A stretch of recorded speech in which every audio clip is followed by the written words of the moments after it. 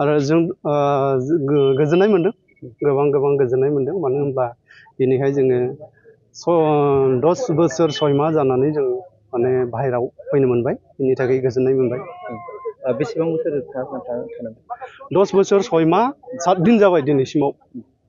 नोंथांमोननि दिनै साबेसे गखो? दिनै जोङो ओरैनो 6 जन गबाय आरो माखासे लोगोफ्रा माने क्लियार जायाखै बेनि थाखाय फैनो मोनाखिसै बिसोरो बावैसोनि उनाव फैनो मोनगोन आसा खालामदों। आरो लोगोसे दिनैहाय जोंनि थाखाय जाय बिथांमोना बेबायदि गावनि मेंनो रोङि देहाखौ बावनानै जोंखौहाय उदां खालामनो थाखाय होसो बेबायदिनो सेन्ट्रेल गभर्नमेन्ट आरो स्टेट गभर्नमेन्ट आरो बिटिआर गभर्नमेन्टआव खाख्रुब ना बिसोरो जोंनि थाखाय नाजाबाय आरो दिनै साक्सेस जाबाय।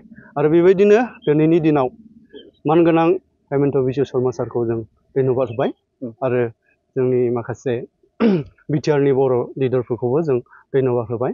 लोगोसे जोंनो बे बेल मारिनायाव जायहा फाइनान्स सापर्ट होबाय बिथां फेरेंगा बसुमतारी बिथांखौबो जों दिनैनि दिनाव आङो धन्यबाद होबाय। हामबायसै। नोंथाङा जिहेतु बर' हारिनि थाखाय गोलाव सम जिहेतु जेल जानांबाय गैया आं न'आव थांनोसै दा।